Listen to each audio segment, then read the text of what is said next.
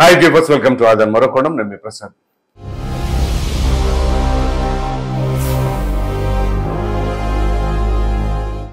గులకరాయి దెబ్బకి వైసీపీకి పెద్ద గాయం. విషయం ఏంటి అంటే గత 3-4 రోజులుగా ఎక్కడ ఏ మీడియాలో చూసినా ఈ గులకరాయి కథే. అంతటి సెన్సేషనల్ ఘటన అది. ఎందుకంటే సాక్షాత్తు ముఖ్యమంత్రి గారి పైనే మరి ఈ విధంగా రాళ్ల దాడి జరిగింది అంటే మరి వ్యవస్థలో ఎంత లోపం ఉంది అనేది అర్థం చేసుకోండి. సో ఈ అంశాన్ని అలా పక్కన పెడితే ఇప్పుడు నిన్న వీటన్నిటికీ తెరదించేలాగా ఈ గులకరాయి ఎవరు విసిరారు ఏంటి అనేది కొంతమంది వ్యక్తులను పట్టుకున్నారు.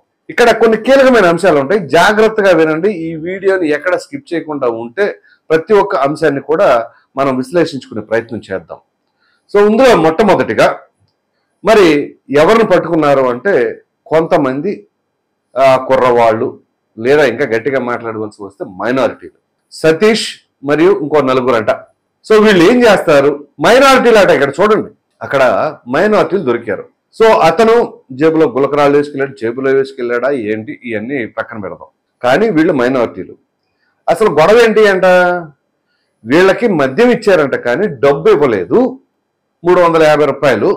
సో ఆ కోపంతోనో ఆగ్రహంతోనో జగన్మోహన్ రెడ్డి గారి పైన రాయి విసిరారు అనే కొన్ని కథనాలు వస్తున్నాయి. సో ఇక్కడ ముఖ్యమైన అంశం మనకి ప్రస్తావించుకోవాల్సింది ఏంటి అంటే డబ్బులు, మద్యం.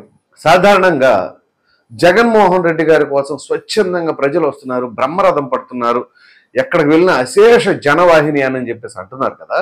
మరి అశేష జనవాహిని ఎలా వస్తున్నారు అని అంటే ఇప్పుడు ఈ అంశాన్ని కనుక పరిగణలోకి తీసుకుంటే ఖచ్చితంగా వీళ్ళు డబ్బు, మద్యం పంపిణీ చేసే ప్రజలను రాబట్టుకుంటున్నారు అనేది అర్థం చేసుకోవాలి. 1.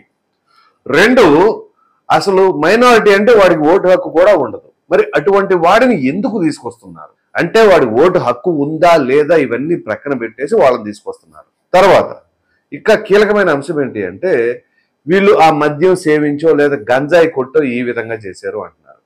గంజాయి ఎక్కడ దొరుకుతుంది? ఏపీలో, ఆంధ్రప్రదేశ్లో గంజాయి అనేది జగన్మోహన్ రెడ్డి గారు అధికారంలోకి వచ్చిన తర్వాత విరివిగా దొరుకుతుంది అని చెప్పేసి ప్రతిపక్షాలు గగ్గోలు పెడుతున్నాయి. దానికి తగినట్టుగానే అక్కడక్కడ గంజాయి కూడా దొరుకుతా ఉంది. ఇక నాసి రకం మద్యం, ఆ మద్యం సేవిస్తే ఏమవుతుందో ఏంటో తెలియదు కానీ చాలా మంది తిక్కగా ప్రవర్తిస్తున్నారు అనే అభిప్రాయాన్ని కూడా వ్యక్తపరుస్తూ ఉన్నారు.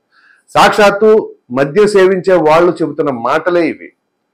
మరి ఆ విధంగా ఈ కుర్రవాళ్ళు, ఈ సతీష్ కానీ ఇంకా అతనితో పాటు ఉన్న ఆ బ్యాచ్ కానీ ఈ విధంగా ఆ తిక్కల ముందు తాగి ఈ విధంగా బిహేవ్ చేస్తున్నారు అనే అభిప్రాయాన్ని కూడా వ్యక్తపరుస్తూ ఉన్నారు. సో వీటితో పాటుగా ఇక్కడ చాలా కీలకమైన అంశాలు కూడా మనం పరిగణలోకి తీసుకోవాల్సిన అవసరం ఉంది. సో అందులో ఇప్పుడు జగన్మోహన్ రెడ్డి గారి పర్యటనలో భాగంగా ఏదైతే ఈ విధంగా దాడులు లేకపోతే రాళ్లు విసరటాలు ఇవి ఇంటెలిజెన్స్ డిపార్ట్మెంట్ ఏం చేస్తా ఉంది? ఇంటెలిజెన్స్ వైఫల్యం కాదంటారా? లా అండ్ ఆర్డర్ డీజీపీ గారు వాళ్ళు ఏం చేస్తా ఉన్నారు?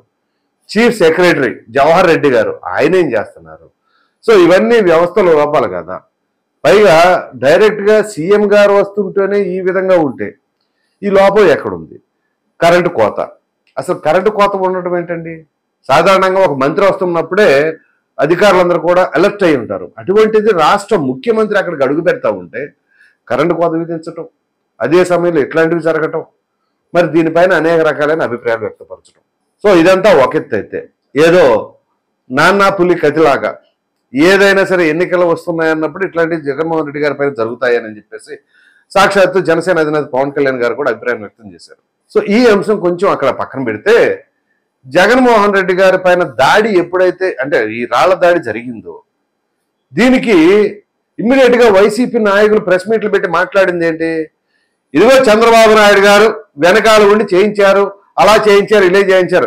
ఏ చిన్న విషయం తీసుకున్నా వైఎస్ వివేకానంద రెడ్డి గారు హత్య విషయం జరిగినప్పుడు నారాసుర రక్త చరిత్ర, ఏదైతే జగన్మోహన్ రెడ్డి గారి పైన విమానాశ్రయాలు విశాఖపట్నం ఎయిర్పోర్ట్ లో కోడికత్తి ఘటన జరిగినప్పుడు అది చంద్రబాబు నాయుడు గారి ప్రభుత్వంలో కావాలని చంద్రబాబు నాయుడు గారి సామాజిక వర్గానికి సంబంధించిన వాళ్ళు అది ఇది అని చెప్పేసి ఏది జరిగినా చంద్రబాబు నాయుడు గారు ముందు గుడ్డిగా చంద్రబాబు నాయుడు గారు చేశారు వెనకాలండి అని చెప్పేసి అంటారు. సో ఆ విధంగా ఈ అంశాలన్నింటినీ కూడా పదే పదే లేవనెత్తడం వలన ప్రజలు విసిగి వేసారిపోతారు అన్న ఆలోచన లేదా? మరి ఆ రోజు ఆ రాళ్లు దాడి జరిగిన వెంటనే ఇమీడియట్ గా ప్రెస్ మీట్ పెట్టి ఆ విధంగా చేశారు, ఈ విధంగా చేశారు అన్నారు. ఇదే చంద్రబాబు నాయుడు గారి పైన రాళ్ళు పడినప్పుడేమో మీరు ఆయన పెట్ట పౌరమా రాయిసిస్తే ఎగిరిపోతారా మీరు, ఇట్లాంటి మాటలు మాట్లాడారు.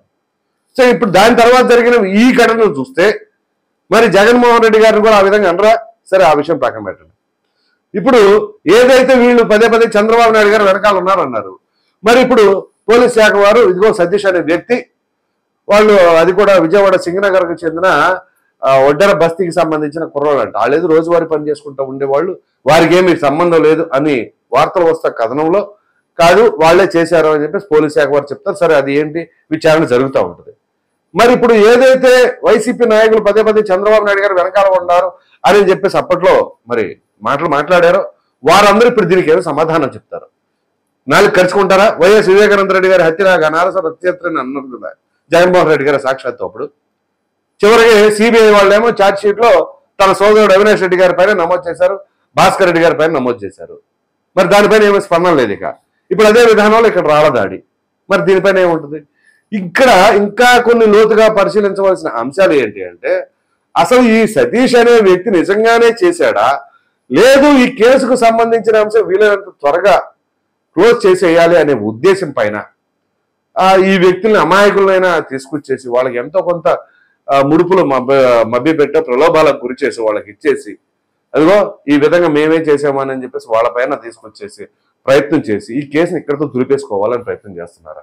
ఇది ఎక్కడితో ఇక లాగితే తీగ తెగుతుంది అంటారు చూసారా, తెగే వరకు లాక్కూడదు అన్నట్టుగా ఇప్పుడు ఈ కేసుకు సంబంధించి గులకరాయ్ అనేది ఆ గులకరాయి కాస్త వైసీపీని తీవ్రమైన ఇబ్బందులకు తీసుకెళ్లి ఆ డ్యామేజ్ విరివిగా అంటే ఎక్కువగా జరిగే అవకాశాలు ఏమైనా కనిపిస్తున్నాయేమో కానీ దీన్ని క్లోజ్ చేద్దామనే ఉద్దేశం పైన ఆ ఒడ్డెర బస్తీకి సంబంధించిన కుర్రవాళ్ళని తీసుకొచ్చేసి ఆ విధంగా ఇరిగించేసి చేసే ప్రయత్నం ఏమైనా ఉన్నదా ఏంటి?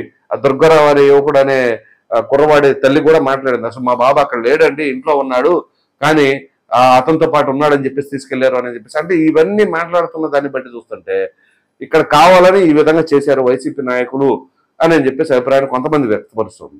సో ఇక్కడ కీలకమైన అంశం ఏంటి అంటే, ఇక్కడ నిజంగా దాడి జరిగితే అది ఎవరైనా సరే ఖండించాల్సిందే, ముఖ్యమంత్రి గారి పైన జరిగింది కాబట్టి. అదేవిధంగా అమాయకులు ఎవరు కూడా ఇక్కడ బలైపోకూడదు. నిజంగా పోలీసులు కావచ్చు, ఇంటెలిజెన్స్ శాఖ కావచ్చు, నిష్పక్షపాత ధోరణిలో అసలైన నిందితులు ఎవరో వాళ్ళని పట్టుకోవాలి. వాళ్ళని పట్టుకోలేక కావాలని ఇక ఎవరో వాళ్ళని తీసుకొచ్చేసి అడ్డం పెట్టేద్దాం అనుకుంటే మాత్రం ఇక ప్రజాస్వామ్యాన్ని కూనీ చేసిన వాళ్ళు అవుతారు. అంతేకాకుండా లేదా కావాలనే వైసీపీ నాయకులు ఈ విధమైన అభిప్రాయం వ్యక్తం చేస్తూ ఉన్నారా అంటే ఇక్కడ కొన్ని అనుమానాలకు తావిస్తుంది. ఏంటి అంటే, జగన్మోహన్ రెడ్డి గారికి తగిలింది, వెల్లంపల్లి శ్రీనివాస్కి తగిలింది. 2 రాళ్ళు వేశారా, ఇద్దరు వేశారా, లేదా ఒకడే 2 రాళ్ళు వేశారా, లేదు ఒక రాయ ఇద్దరికి తగిలిందా?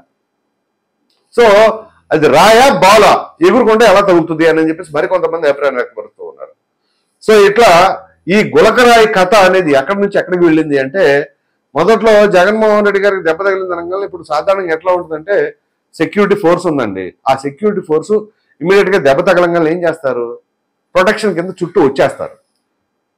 మరలా ఇంకో రాయి ఏమైనా వేస్తారేమో తగులుతుందేమో అని ఆ తగలనీయకుండా ఉండటం కోసం. కానీ జగన్మోహన్ రెడ్డి గారు ఏం చేశారు, ఆ సెక్యూరిటీని ఒకసారి పక్క జరగనంటే పక్క జరిగారు, జరిగిన తర్వాత నమస్కారాలు పెట్టారు, ఆ తర్వాత కిందకి వెళ్ళారు. అంత అవకాశం ఇస్తారా మామూలుగా? ఒక రాయి పడినప్పుడు ఇంకో 4-5 పడతాయేమో, 10 పడతాయేమో, ఇంకా ఎంతమంది వేస్తారో, ఏం వేస్తారో ఏంటో అనే అనుమానాలతో ఆ అవకాశాన్ని ఇవ్వరు.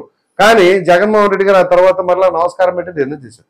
సో ఇట్లాంటివన్నీ చూస్తూ ఉంటుంటే లేనిపోయిన అనుమానాలన్నీ కొన్ని వ్యక్తపరుస్తూ ఉన్నాయి ప్రతిపక్ష పార్టీలు. సో ఏదేమైనా ఇందులో నిజంగా ఎటువంటి కుట్రలు లేకుండా ప్రజాగ్రహంతోనే ఆ కుర్రవాడు రాయి విసిరేశాడా, లేదా అక్కడికి ఎవరైతే పురమాయించారో వైసీపీ నాయకులు అతను తీసుకొచ్చి మద్యం ఇచ్చి డబ్బులు ఇవ్వలేదు ఆ కోపంతోనే వేశారా అంటే ఇది చిన్నదాంతో పోతుంది. అలా కాకుండా నిజంగా కుట్రదారులు వెనకాల ఎవరైనా ఉండి ఇట్లాంటి కథలు నడిపిస్తున్నారు అంటే మాత్రం అది పెను ప్రమాదంగా మారబోతుంది అనేది ఖచ్చితంగా సంకేతాలు వేస్తున్నాయి. సో మొత్తం మీద ఇక్కడ ఈ గులకరాయి కథ అనేది చిలికి గాలివానైనట్లుగా అది చివరికి వైసీపీని తీవ్రమైన ఇబ్బందుల్లోకి నెట్టి పెద్ద డ్యామేజ్ చేయబోతుంది అనే అభిప్రాయాన్ని లేదా పెద్ద గాయాన్ని చేయబోతుంది అనేది మాత్రం తెలియజేస్తూ ఉన్నారు. చూద్దాం అది ఎవరికి ఎంతవరకు గాయం చేస్తుంది ఏంటి అనేది. ఈ వీడియో కనుక మీకు నచ్చినట్లు లైక్ చేయండి, షేర్ చేయండి. అదేవిధంగా ఒక్క గులకరాయి వైసీపీకి పెద్ద గాయం అన్నదానిపైన మీ విలువైన అభిప్రాయాన్ని కామెంట్ రూపంలో ఖచ్చితంగా తెలియజేయండి. మరిన్ని వీడియోస్ కోసం మన ఆదాయం ఛానల్ని సబ్స్క్రైబ్ చేయడం మాత్రం మర్చిపోకండి. Thank you.